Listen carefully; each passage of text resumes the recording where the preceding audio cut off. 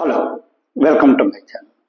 ఈరోజు ఈ వీడియోలో మనం ఫ్యామిలీ సర్వే అంటే ఏమిటి, ఈ ఫ్యామిలీ సర్వేలో మన కుటుంబానికి సంబంధించిన ఏ విషయాలు మనం సర్వేయర్లకి చెప్పవలసి ఉంటుంది అనే దాని గురించి, అదేవిధంగా ఈ ఫ్యామిలీ సర్వే విషయంలో ప్రజల్లో చాలా వరకు అపోహలో ఉండడం జరిగింది.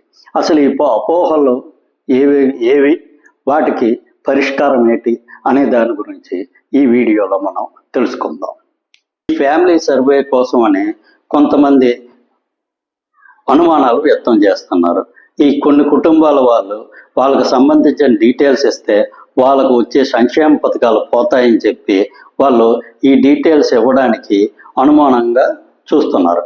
దీంతో ఈ ఫ్యామిలీ సర్వే అనేది ముందు ఎలా జరుగుతుంది అనే దాని గురించి మనం ఈ వీడియోలో తెలుసుకుందాం. ఇంతవరకు ఈ ఛానల్ సబ్స్క్రైబ్ చేసుకోకపోతే ప్లీజ్ సబ్స్క్రైబ్ చేసుకోండి.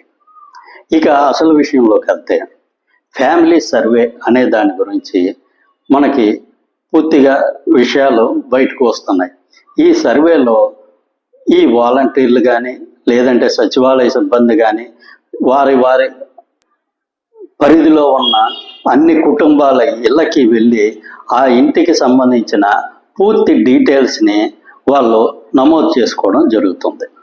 కాకపోతే చాలామంది ప్రజలకు ఉన్న అనుమానం ఏంటంటే, వాళ్ళకు సంబంధించిన డీటెయిల్స్ అన్నీ పూర్తిగా ఇస్తే వాళ్ళ సంక్షేమ పథకాలు ఎక్కడ పోతాయో అని చెప్పి చాలామంది ఈ డీటెయిల్స్ ఇవ్వడానికి వెనుకాడుతున్నారు.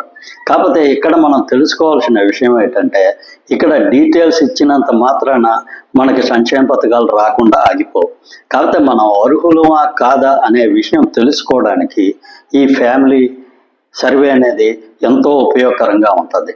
ఈరోజు ఈ ఫ్యామిలీ సర్వే వల్ల ఏ చదువులు చదువుకున్న వాళ్ళు మన రాష్ట్రంలో ఎంతమంది ఉన్నారు, ఎవరికి ఏమేమి అవసరాలు ఉన్నాయి, అదేవిధంగా మన కుటుంబంకు సంబంధించిన ఆరోగ్య విషయాలు ఏంటండి, వీటన్నిటి మీద వాళ్ళు సర్వే చేసి మనకి ఒక ఫ్యామిలీ కార్డు ఇవ్వడం జరుగుతుంది.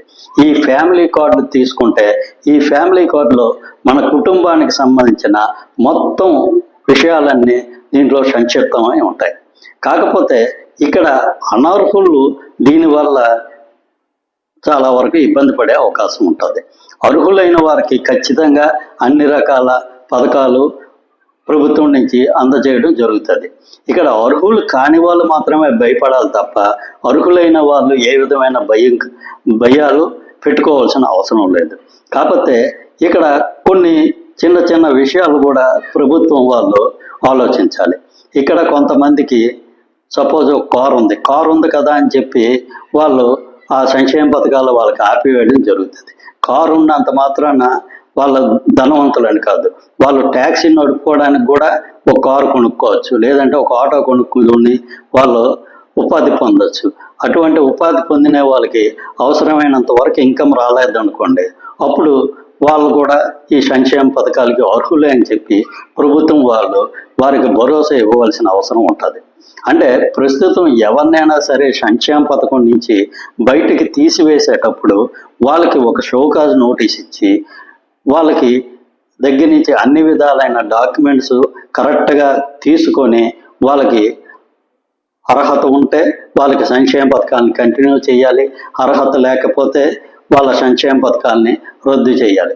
ఆ దిశగా వెళ్ళాలి తప్ప ఈ సర్వే ప్రకారం ఇష్టం వచ్చినట్టుగా మనం డెసిషన్ తీసుకొని మనం కేవలం ఆ సర్వేలో వచ్చినట్టు అనర్హులు కాదని చెప్పి లక్షల్లోని గట ఈ సంక్షేమ పథకాలు వస్తున్న వారిని బయటికి తీసివేయడం అనేది అంతవరకు సబబుగా ఉండదు.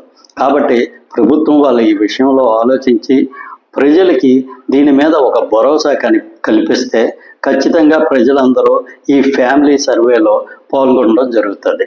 లేకపోతే ప్రభుత్వం మీద ఈ ఫ్యామిలీ సర్వే చేస్తున్న వాళ్ళ మీద ప్రజలకు అనుమానాలు ఉన్నాయంటే ఈ ఫ్యామిలీ సర్వే చేస్తున్న అసలు పర్పస్ అనేది పూర్తిగా దెబ్బతినే అవకాశం ఉంది. కాబట్టి ఈ విషయంలో ప్రభుత్వం వాళ్ళు అవసరమైన జాగ్రత్తలు తీసుకుంటారని ఆశిద్దాం.